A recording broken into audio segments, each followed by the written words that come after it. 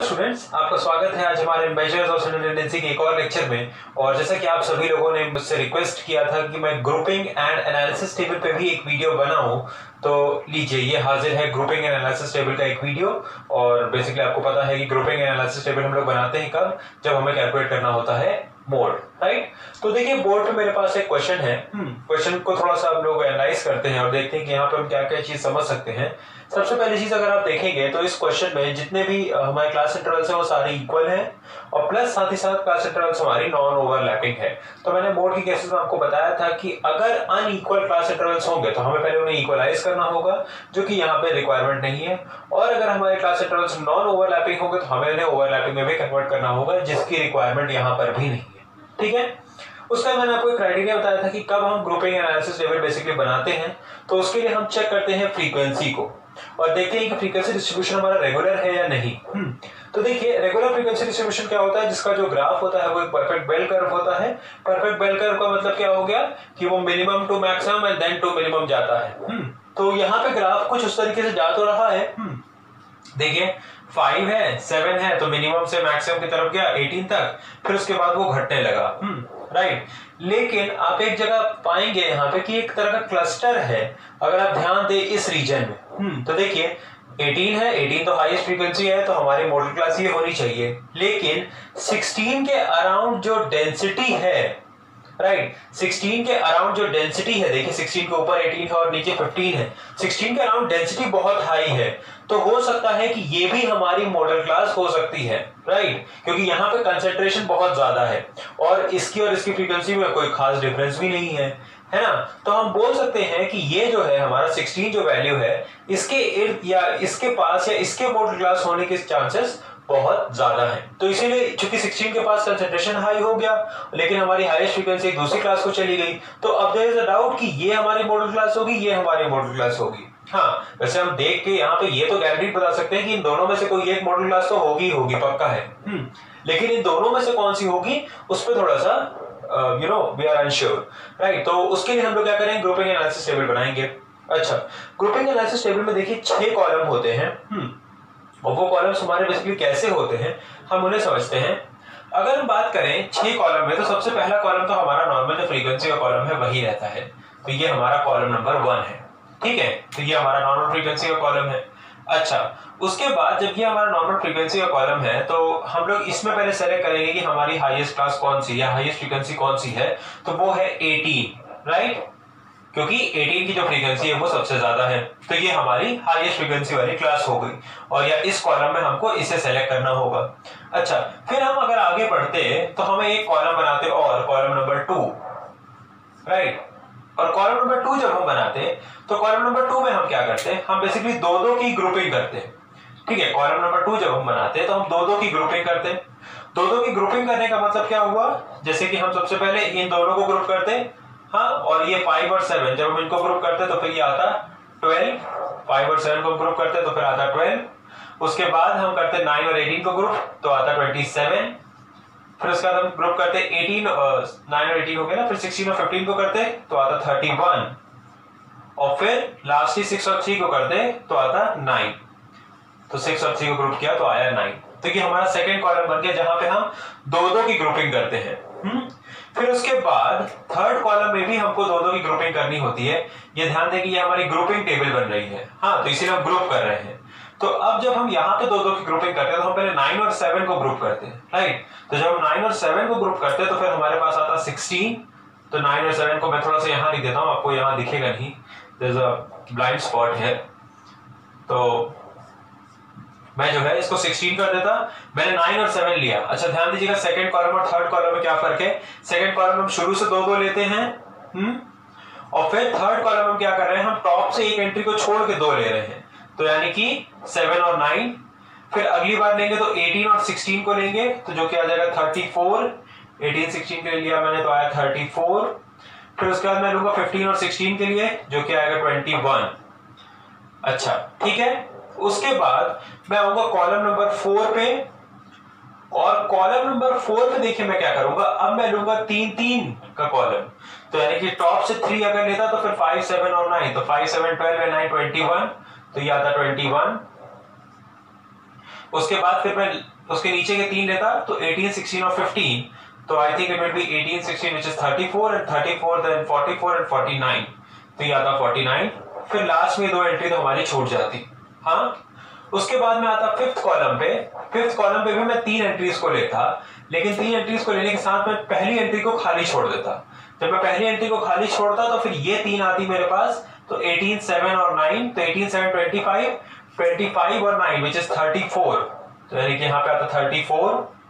और फिर उसके बाद मैं फिर क्या करता, जब मैंने इन 3 को लिया तो फिर मैं इन 3 को लेता, तो 16, 15 और 6, तो यानी कि 22 और 37 आता मेरे पास। ठीक है, तो मुझे उम्मीद है आपको एकदम क्लियर हो रहा होगा मैं कैसे ले रहा हूं। अभी मैं लास्ट में इसको पूरे को समराइज भी करूंगा, तो आप बिल्कुल टेंशन मत लीजिए। अच्छा, फिर देखिए जब मैं 6th कॉलम बनाऊंगा तो अब मैं ऊपर से 2 एंट्रीज को छोड़ूंगा और फिर 3 और 3 लूंगा। ठीक है, तो बेसिकली रीजन ये है कि पहले जब मैंने एक भी नहीं छोड़ा था ऊपर से, तो मैंने लास्ट की 2 एंट्री छूट गई। फिर जब मैंने इसको छोड़ा तो फिर मैंने किसी तरीके से इसको इंक्लूड कर लिया 6 को। अब जब मैं ऊपर से 2 एंट्रीज छोड़ दूंगा तो फिर मेरी एक केस में ये भी इंक्लूड हो जाएगी, तो इसीलिए हम ऐसा करते हैं। अच्छा, तो जब हम इन 3 को लेते हैं 18, 9 और 16 को, that is 18 and 9 27, 27 and 37 and 6 43, तो वी हैव अ 43 हियर। और फिर उसके जब हम लास्ट के 3 को लेते हैं तो फिर 15, 3, 18 और 6 24 व्हिच इज 24 हियर, राइट। तो ये हमारी ग्रुपिंग टेबल बन गई। तो हमें क्या ध्यान देना है, सबसे पहले फ्रीक्वेंसी कॉलम हमारा फर्स्ट कॉलम होगा, फिर 2-2 की ग्रुपिंग 2 बार करेंगे, शुरू में टॉप से लेंगे। उसके बाद हम क्या करेंगे, जब शुरू में हम टॉप से ले लेते हैं तो उसके बाद हम एक एंट्री छोड़ के करते हैं, तो 2-2 की ग्रुपिंग 2 बार, फिर 3-3 की ग्रुपिंग 3 बार, तो 2-2 की ग्रुपिंग 2 बार, या यूं कहें कि 1 की ग्रुपिंग 1 बार, 2 की ग्रुपिंग 2 बार और 3 की ग्रुपिंग 3 बार करते हैं। तो फिर जब 3 की ग्रुपिंग 3 बार करेंगे तो पहले टॉप से लेंगे, उसके बाद हम शुरू की 1 एंट्री को छोड़ के लेंगे, उसके बाद हम शुरू की 2 एंट्री को छोड़ के लेंगे, तो ये 3 और ये 3। ठीक है, तो ये हमारा पूरी ग्रुपिंग टेबल हमारी रेडी है। जब ग्रुपिंग टेबल रेडी हो गई तो फिर हम देखते हैं कि बेसिकली किस सेक्शन में कौन सी फ्रीक्वेंसी विन कर रही है। हाँ, तो फर्स्ट में 18 विन किया। अगर हम आगे बढ़ते और सेकंड में देखते हैं तो सेकंड में आपको पता है कि 31 हाईएस्ट है, तो ये विन किया। हम मैक्सिमम फ्रीक्वेंसी को ले रहे हैं, ये ध्यान देंगे आप।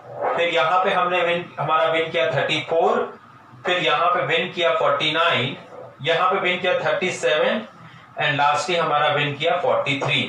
तो विन करने का मतलब क्या होता है, जिसकी फ्रीक्वेंसी हाईएस्ट है, ठीक है, जो जीत गया, it is like a competition.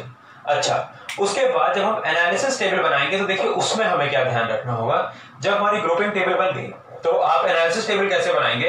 हाँ, मेरे पास लैक ऑफ स्पेस, मेरे पास उतनी स्पेस नहीं है, इसलिए मुझे थोड़ा सा कंजेस्टेड वे बनाना पड़ेगा, लेकिन मैं आपको समझा दे रहा हूं। अब जब आप एनालिसिस टेबल बनाएंगे तो आप क्या करेंगे, आप सारी क्लासेस लिखेंगे और फिर देखेंगे कि किस क्लास को कितनी बार पॉइंट मिल रहा है। ठीक है, मतलब क्या हुआ, जैसे कि फर्स्ट कॉलम में देखें तो फर्स्ट कॉलम में 15 और 20 यानी जो क्लास है इसको पॉइंट मिला, तो हम इसके आगे 1 मार्क कर देंगे या एक टैली मार्क लगा देंगे इसके आगे, क्योंकि फर्स्ट कॉलम में ये जीता।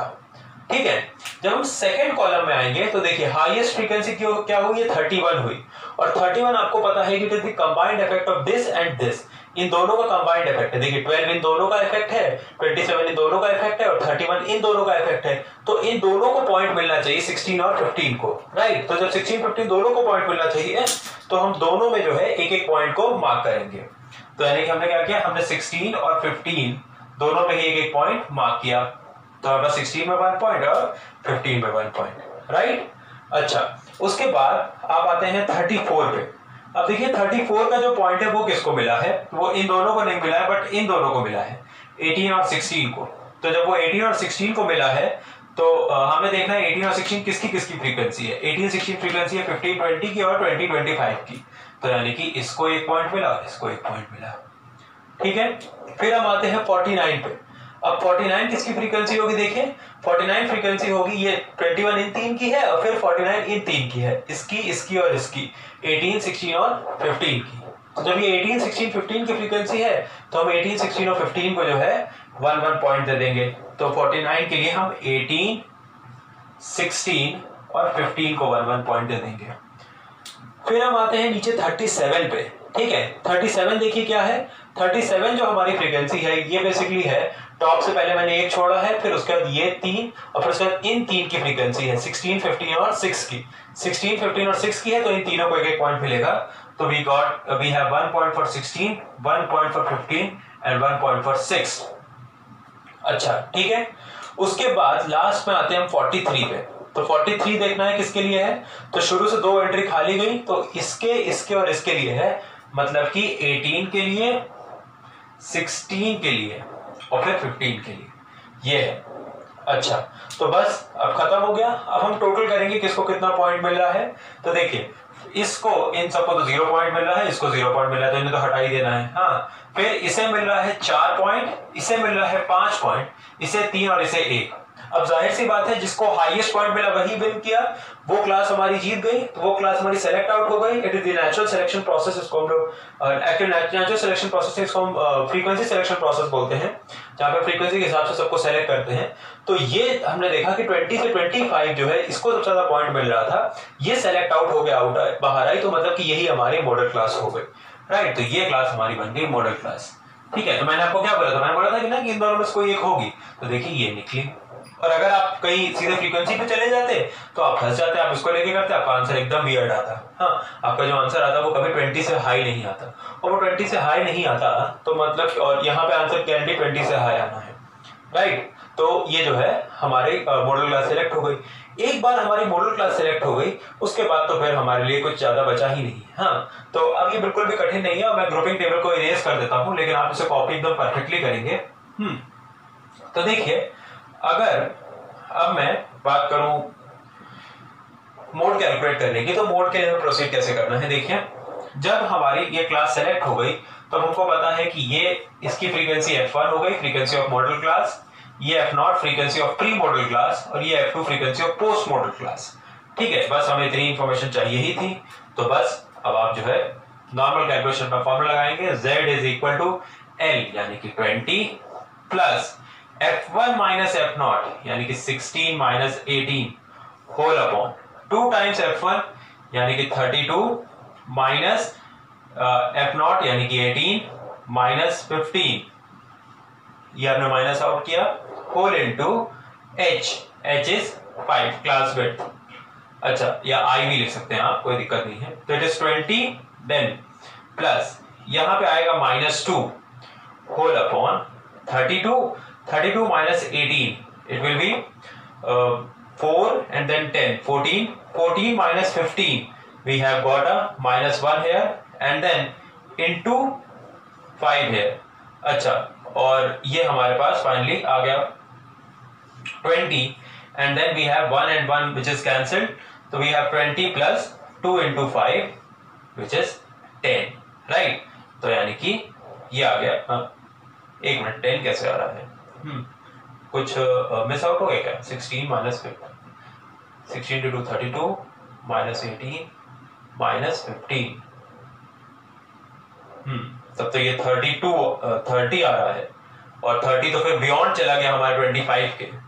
अच्छा, अगर ये बियॉन्ड उसके चला गया तब तो फिर हमें इसे कैलकुलेट करना पड़ेगा, हमें ऑल्टरनेटिव फॉर्मूला लगाना पड़ेगा यहाँ पे। तो इस क्वेश्चन में हमें ऑल्टरनेटिव फॉर्मूला की जरूरत पड़ेगी, क्योंकि हमारा जो मोड है वो बियॉन्ड द लिमिट चला गया। जब मोड हमारा बियॉन्ड द लिमिट चला जाएगा तो फिर हम यहाँ पे ऑल्टरनेटिव फॉर्मूला का यूज करेंगे, और ऑल्टरनेटिव फॉर्मूला देखिए क्या होता है। हाँ, z इज इक्वल टू, मैंने पिछले वीडियो में सारी चीजें डिस्कस की हुई है कि हम कब कौन सा फॉर्मूला करेंगे, राइट। तो z is equal to what, l यानी कि 20 plus f2, now f2 is 15 whole upon f0 plus f2 यानी कि 18 plus 15 and then we have whole into 5 है, जो कि हमारी क्लास इंटरवल है। अच्छा, तो 20 प्लस 15 अपॉन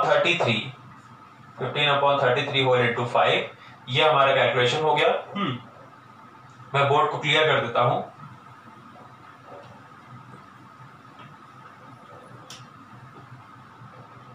अच्छा, फिर देखिए, तो ये आपके पास क्या आ जाएगा, 20 प्लस, अब अगर आप 15/13 को कैलकुलेट करेंगे तो ये लगभग जो है 0.5 आ रहा है। हाँ, तो 0.5 आ रहा है, और फिर इंटू 5 करेंगे तो 2.5, मैंने एक अप्रोक्सीमेट वैल्यू निकाल ली। मैंने नीचे इसको 33 ना मान के मैंने इसको मान लिया कि ये हमारा 30 है, राइट। तो मैंने इसको 0.5 बना लिया हाफ, और फिर 5 के तो 2.5, तो द आंसर इज 22.5।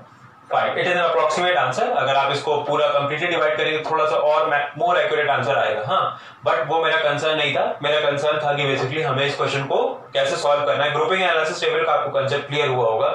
अच्छा, फिर देखिए ग्रुपिंग एनालिसिस के बाद पूरा आपका कंसेप्ट यहाँ पे डील हो रहा है। और पूरा कंसेप्ट कैसे डील हो रहा है, जब आपको मिला आपका मोड कि आपके बियॉन्ड चला गया, बियॉन्ड द लिमिट चला गया, तो फिर आपने वहां पे ऑल्टरनेटिव फॉर्मूला का यूज किया। ठीक है। अच्छा, मुझे उम्मीद है ये क्वेश्चन आपको समझ में आया होगा। इसके साथ ही साथ देखिए अगर और हम लोग क्या कर सकते हैं और क्या सिचुएशंस आ सकती है। एक सिचुएशन ऐसी आ सकती है जहां पे एनालिसिस टेबल में दो क्लास को बराबर पॉइंट मिला हो। तो मैं एक आर्बिट्रेरी क्वेश्चन ले लूं यहाँ पे, एक मन से बना हुआ क्वेश्चन ले लेता हूं और उस पर देखता हूँ क्या सिचुएशन है। लेट्स से कि हमारे पास कोई एक डेटा है 0 से 5, देन 5 से 10, देन 10 से 15। और ये ध्यान दीजिएगा कि ये बस एक इमेजिनरी क्वेश्चन है। ठीक है, तो मैं ज्यादा उसके कैलकुलेटिव पार्ट पे नहीं फोकस करूंगा। मैं बस जो है वहां पे आपको एक चीज क्लियर कराना चाहता हूं। तो देखिए 30 से 35 है।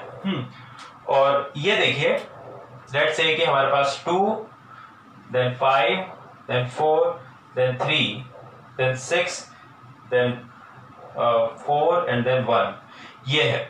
और मान लीजिए हमने पूरा ग्रुपिंग एनालिसिस, अब ये तो देखिए क्यों ग्रुपिंग की बनाने की जरूरत है, क्योंकि फ्रीक्वेंसी देखना minimum to maximum, then to minimum, then to maximum and finally minimum. तो दो जगह पीक आ गई तो फ्रीक्वेंसी बनाने की जरूरत है, तो मान ग्रुपिंग टेबल बनाने की जरूरत है मतलब। और अगर उसके बाद आपको पता है कि ये और ये इन दोनों को एनालिसिस टेबल में मान लीजिए बराबर पॉइंट मिला, तो वहां पे आप क्या करेंगे। इसको भी एनालिसिस टेबल में लेट्स से कि 4 पॉइंट मिला, इसको भी 4 पॉइंट मिला। तो जब ऐसा होगा, अगर दोनों को बराबर पॉइंट मिलेगा, तो वहां पे देखिए कैसे सेलेक्ट करेंगे। अब अगर यहाँ पे तो ठीक है एनालिसिस टेबल में इसको सबसे ज्यादा पॉइंट मिला, हमने उसको सेलेक्ट कर लिया। यहाँ पे अगर इन दोनों में ऐसा होता कि भाई दोनों को बराबर पॉइंट मिल रहा है, तो हम किसे सेलेक्ट करते हैं, तो वहां पे हम फ्रीक्वेंसी डेंसिटी का यूज करते हैं। अच्छा, फ्रीक्वेंसी डेंसिटी क्या होगी देखिए, अगर ये हमारी मॉडल क्लास होती, ठीक है, तो इसकी फ्रीक्वेंसी f1 होती, इसकी ये f0 होता और ये f2 होता। अगर ये मॉडल क्लास होती, मैं कलर चेंज कर दूं, अगर ये मॉडल क्लास होती तो फिर ये f1 होता और ये f0 होता और ये f2 होता, राइट।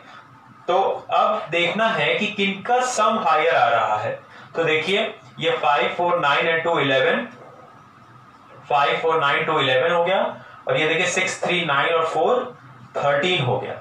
तो फ्रीक्वेंसी डेंसिटी जो आई वो आई इसकी हायर आई, नीचे वाले की इसकी फ्रीक्वेंसी डेंसिटी हायर आई, मतलब कि इसके आसपास जो इसकी पोस्ट मॉडल क्लास और प्री मॉडल क्लास की जो फ्रीक्वेंसीज हैं उनके साथ इसकी अपनी फ्रीक्वेंसी का जब सम कर रहे हैं तो वो वैल्यू हायर आई। तो यानी कि ये इसकी डेंसिटी हाई हुई तो ये हमारी मॉडल क्लास बनी, राइट। तो अब ध्यान देंगे यहाँ पे फ्रीक्वेंसी डेंसिटी का आप यूज करते हैं, कब यूज करते हैं, जब एनालिसिस टेबल में दोनों कॉलम को इक्वल पॉइंट मिले। तो ये एक छोटा सा पॉइंट है जिसको आपको ध्यान रखना होगा। वैसे तो उतना कॉम्प्लिकेटेड क्वेश्चन आता नहीं है, तो बट हाँ अगर आ गया तो फिर आप इस चीज को ध्यान रखेंगे, बहुत ही इंपॉर्टेंट चीज है ये, राइट। तो प्लीज इस पर फोकस करिएगा, ये एक पॉइंट मैंने बताया। इसी के साथ ग्रुपिंग एनालिसिस हमारा खत्म। तो हम लोग जब भी नेक्स्ट वीडियो में मिलेंगे तो हम वहां पे ज्योमेट्रिक मीन आपके साथ डिस्कस करेंगे। तो प्लीज इस क्वेश्चन को पहले खूब अच्छे समझिए, मोड कंप्लीट करिए। हाँ, मिलते हैं आपसे जल्दी, ठीक है, चलिए, थैंक यू।